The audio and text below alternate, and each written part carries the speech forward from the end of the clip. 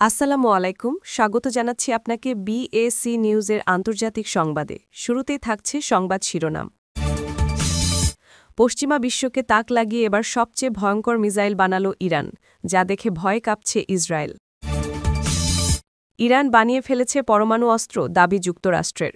যুক্তরাষ্ট্র বলেছেন Iran uranium সমৃদ্ধকরণ এমন পর্যায়ে নিয়ে গেছে তারা চাইলেই এক সপ্তাহের মধ্যে এখন পরমাণু অস্ত্র বানাতে পারবে। যুদ্ধ শেষ হওয়ার পরেও গাজায় এখনও ঘুরছে ইসরায়েল সেনারা, যা নিয়ে ক্ষুব্ধ হয়ে এরদোগান দিলেন কঠোর হুঁশিয়ারি। এদিকে চিরশত্রু ইরানের দিকে এবার বন্ধুত্বের হাত বাড়িয়ে দিয়েছে যুক্তরাষ্ট্র। যুক্তরাষ্ট্রের প্রস্তাবকে প্রত্যাখ্যান করে ইরানের সর্বোচ্চ ধর্মীয় নেতা বলেছেন এটা যুক্তরাষ্ট্রের নতুন একটা চাল, আর আমরা সেই চালে পা দেব না। এতক্ষণ শুনছিলেন সংবাদ শিরোনাম, এখন বিস্তারিত। ইরান আবারও বিশ্বকে চমকে দিল। যুক্তরাষ্ট্রকে তাগ লাগিয়ে দিয়ে এবার তারা তৈরি করেছে পৃথিবীর সবচেয়ে ভয়ঙ্কর ক্ষেপণাস্ত্র। ইরানের প্রতিরক্ষা মন্ত্রণালয় জানিয়েছে এই নতুন মিসাইলের ক্ষমতা এতটাই শক্তিশালী যে এটি 1 মিনিটেরও কম সময়ে একাধিক লক্ষ্যবস্তুতে আঘাত হানতে সক্ষম। আর এর গতি ও ধ্বংসক্ষমতা আগের যে কোনো ইরানি অস্ত্রের চেয়ে বহু গুণ বেশি। বিশেষজ্ঞরা বলছেন এটি সম্ভবত হাইপারসনিক মিসাইল, যার গতি শব্দের গতির থেকেও বহু গুণ বেশি। অর্থাৎ এই মিসাইল একবার ছোড়া হলে সেটিকে থামানো বা প্রতিহত করা প্রায় অসম্ভব। ইরান দাবি করছে এই অস্ত্র তৈরি করা হয়েছে সম্পূর্ণ নিজস্ব প্রযুক্তিতে এবং এতে বাইরের কোনো দেশের সহযোগিতা নেই। ওদিকে যুক্তরাষ্ট্র ও পশ্চিমা বিশ্ব এই ঘোষণায় গভীর উদ্বেগ প্রকাশ করেছে। ওয়াশিংটন জানিয়েছে ইরানের এই নতুন পদক্ষেপ মধ্যপ্রাচ্যে উত্তেজনা আরও বাড়িয়ে তুলতে পারে, কারণ এর মাধ্যমে ইরান এখন শুধু প্রতিরক্ষায় নয়, আক্রমণাত্মক সক্ষমতাতেও এক নতুন মাত্রায় পৌঁছে গেছে।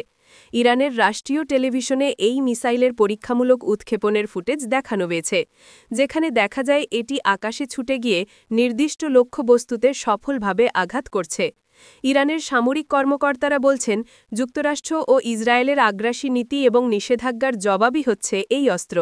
তারা স্পষ্ট জানিয়ে দিয়েছে ইরান আর কাউকে ভয় পায় না, বরং এখন অন্যদের উচিত ইরানকে ভয় করা। এই ঘটনার পর মধ্যপ্রাচ্যের পরিস্থিতি আবারও উত্তপ্ত হয়ে উঠেছে। বিশ্লেষকেরা মনে করছেন ইরানের এই মিসাইল ঘোষণা শুধু সামরিক বার্তা নয়, এটি এক প্রকার কূটনৈতিক চাপও তৈরি করছে যুক্তরাষ্ট্রের ওপর। ইরান আসলে বিশ্বকে দেখাতে চাইছে তাদের থামানো আর সহজ নয়। বর্তমানে পুরো বিশ্ব নজর রাখছে তেহরানের দিকে, কারণ এই মিসাইল যদি বাস্তব যুদ্ধক্ষেত্রে ব্যবহার করা হয় তাহলে সেটি বৈশ্বিক নিরাপত্তা ব্যবস্থার ভারসাম্যকেই বদলে দিতে পারে।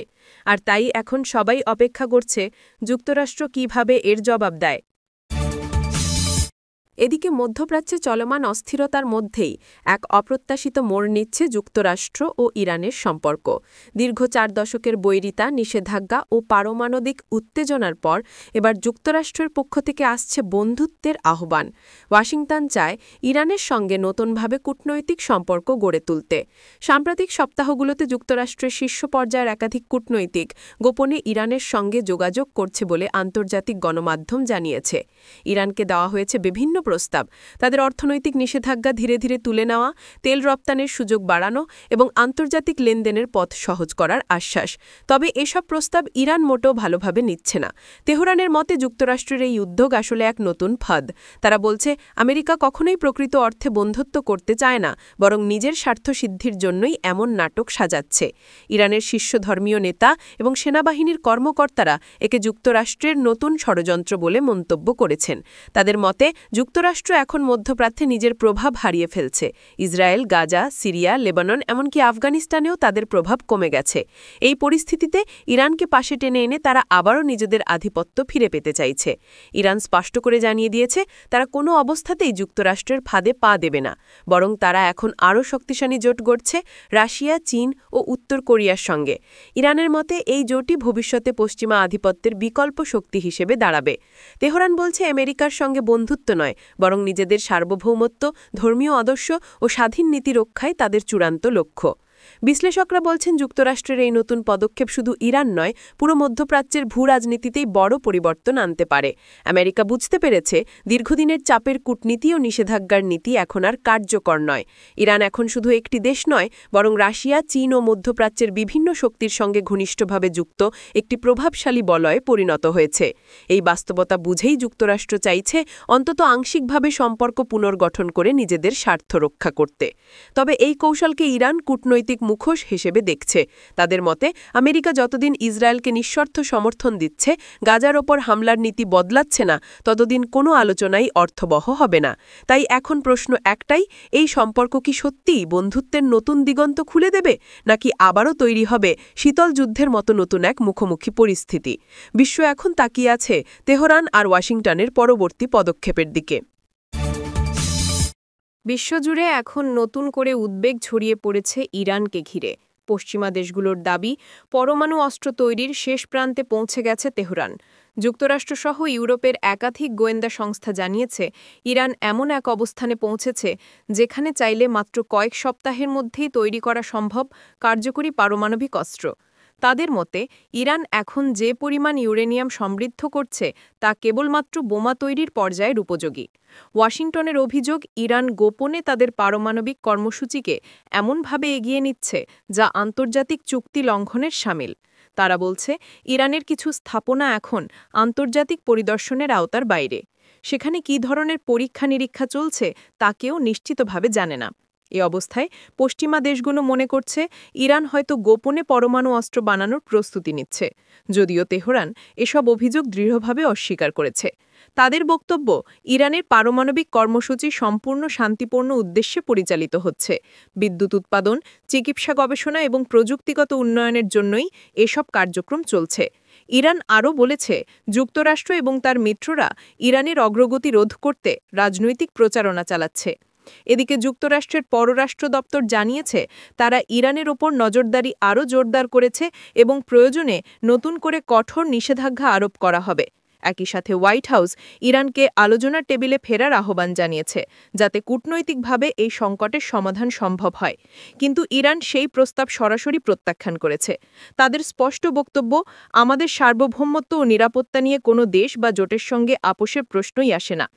বিশ্লেষকদের মতে ইরান যদি সত্যিই পরমাণু অস্ত্রের কাছাকাছি পৌঁছে যায়, তাহলে মধ্যপ্রাচ্যে আবারও ভারসাম্য নষ্ট হয়ে যাবে। এতে ইসরায়েল, যুক্তরাষ্ট্র এবং সৌদি আরব সহ গোটা অঞ্চলের নতুন করে উত্তেজনা ছড়িয়ে পড়তে পারে। বিশেষ করে ইসরায়েল ইতিমধ্যেই বলেছে ইরান পরমাণু অস্ত্র হাতে পেলে তারা চুপ করে থাকবে না। ফলে অনেকের আশঙ্কা, এই পারমাণবিক প্রতিযোগিতা একসময় পুরো মধ্যপ্রাচ্যকে ঠেলে দিতে পারে নতুন এক বিপজ্জনক সংঘাতের দিকে। যুদ্ধবিরতির পরও গাজায় ইসরায়েলি সেনাদের উপস্থিতি ধরা পড়েছে, যা নতুন করে উত্তেজনা সৃষ্টি করছে। এই পরিস্থিতিতে তুরস্কের প্রেসিডেন্ট রিসেপ তৈয়ব এরদোয়ান প্রকাশ্যে ক্ষোভ ও উদ্বেগ প্রকাশ করেছেন। তিনি বলেন, আগেই সতর্ক করেছিলেন ইসরায়েলিদের কখনো পূর্ণভাবে বিশ্বাস করা যায় না। যুদ্ধ শেষ হয়েছে, গাজা এখন স্বাধীন, অথচ সেখানে এখনও ইসরায়েলি সৈন্যদের অবস্থান চলমান। এরদোয়ান বলেন, গাজার মানুষ এখন স্বাভাবিকভাবে চলাচল করতে পারবে, নিরাপত্তা পাবার অধিকার রয়েছে এবং কোনো বাহিনী সেই অধিকারকে হুমকিতে ফেলতে পারবে না। তিনি স্পষ্টভাবে সতর্ক করেছেন, যদি ইসরায়েলি সেনারা নির্ধারিত সময়ের মধ্যে তাদের ব্যারাকে ফিরে না যায়, তাহলে কঠোর পদক্ষেপ নেওয়া হবে। স্থানীয় বাসিন্দারা বলছেন, যুদ্ধবিরতি সত্ত্বেও সেনাদের উপস্থিতি জনজীবনে ভয় এবং অস্থিরতা সৃষ্টি করছে। মানুষ এখনও স্বাচ্ছন্দ্য বোধ করছে না, বাজার জীবন পুরোপুরি স্বাভাবিক হচ্ছে না এবং ঘরবাড়ি ছেড়ে ফিরতে তারা দেরি করছে। এমন পরিস্থিতিতে পুনর্গঠন কাজও বাধাগ্রস্ত হচ্ছে। বিশ্লেষকরা মনে করছেন, যদি এই পরিস্থিতি দ্রুত নিয়ন্ত্রণে না আসে, তাহলে আন্তর্জাতিক সহায়তা পৌঁছানোও কঠিন হয়ে যাবে। কূটনৈতিক পর্যায়ে তুরস্ক ইতিমধ্যেই আন্তর্জাতিক সম্প্রদায়ের সঙ্গে যোগাযোগ শুরু করেছে। তারা চাইছে ইসরায়েলি সেনারা গাজার মাঠ থেকে সম্পূর্ণভাবে প্রত্যাহার করুক এবং নিরাপত্তা ব্যবস্থা নিশ্চিত হোক। এরদোয়ান বলছেন, এটি কেবল তুরস্ক নয়, বরং মধ্যপ্রাচ্যের স্থিতিশীলতার জন্য অত্যন্ত গুরুত্বপূর্ণ। বিশ্লেষকরা আশঙ্কা করছেন, যদি ইসরায়েল স্বতন্ত্রভাবে সিদ্ধান্ত নেয় এবং সেনাদের অব্যাহতভাবে রাখে, তাহলে মধ্যপ্রাচ্যে উত্তেজনা নতুনভাবে বৃদ্ধি পেতে পারে। এদিকে আন্তর্জাতিক সম্প্রদায়ের দৃষ্টি এখন গাজার দিকে। তারা চাইছে যুদ্ধবিরতির ফলে গাজায় মানুষের নিরাপত্তা এবং স্বাধীনতা নিশ্চিত করা হোক। তুরস্কের বার্তা স্পষ্ট, গাজার স্বাভাবিক জীবন ফিরে না আসা পর্যন্ত এবং ইসরায়েলি সেনারা দ্রুত প্রত্যাহার না হওয়া পর্যন্ত তুরস্ক কঠোর পদক্ষেপ নেবে। সর্বশেষে যুদ্ধবিরতি মানেই পুরোপুরি শান্তি নয়, তবে তুরস্কের কঠোর বার্তা এবং আন্তর্জাতিক নজরদারি সম্ভবত ইসরায়েলকে দ্রুত পদক্ষেপ নিতে বাধ্য করবে।